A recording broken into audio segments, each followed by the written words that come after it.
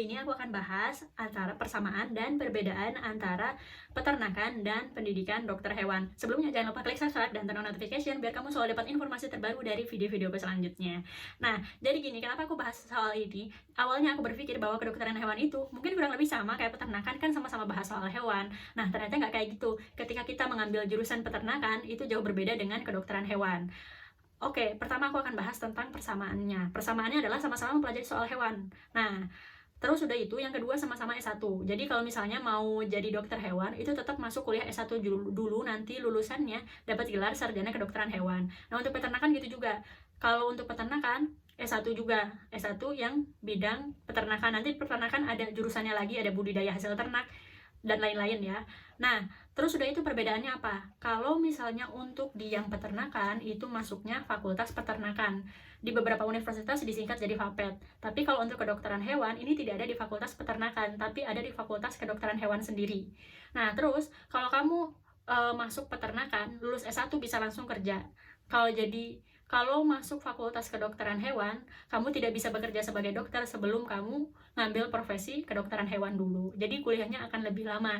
Dan kamu juga nantinya akan ada magangnya dulu. Jadi kan kalau misalnya baru lulus nih, dapat teori banyak, tapi belum pernah benar-benar turun ke lapangan jadi dokter hewan, ya gimana nanti kalau misalnya udah dapat profesi kan. Nah, karena itu nanti akan ada magangnya dulu. Sementara kalau peternakan nggak ada.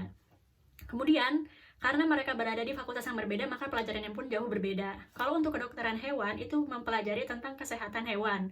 Nah, hewannya ini mulai dari hewan ternak, hewan peliharaan, maupun hewan liar. Sementara kalau misalnya untuk peternakan, ini khusus untuk hewan ternak, dan yang dipelajari adalah budidaya, plasma nutfah, terus juga bagaimana meningkatkan produktivitas, gimana manajemen pemeliharaan hewan ternak, kayak gitu. Oh ya, satu lagi, kalau misalnya di peternakan ini apakah mempelajari soal kesehatan hewan?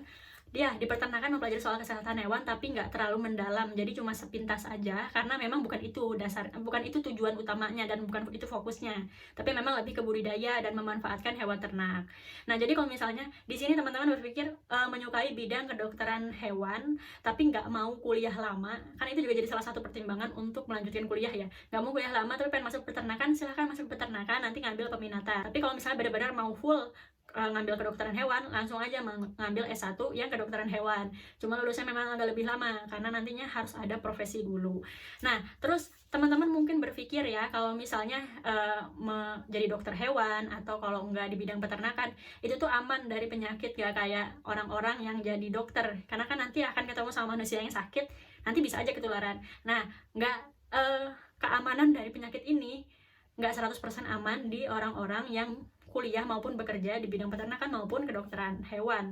Kenapa? Karena ada beberapa penyakit hewan yang itu bisa ditularkan dari hewan ke manusia secara langsung. Ya, jadi pastikan selama penelitian ataupun saat bekerja untuk selalu menjaga kesehatan. Segitu aja, terima kasih sudah menonton video ini sampai akhir. Jangan lupa klik subscribe dan turn on notification. Terima kasih.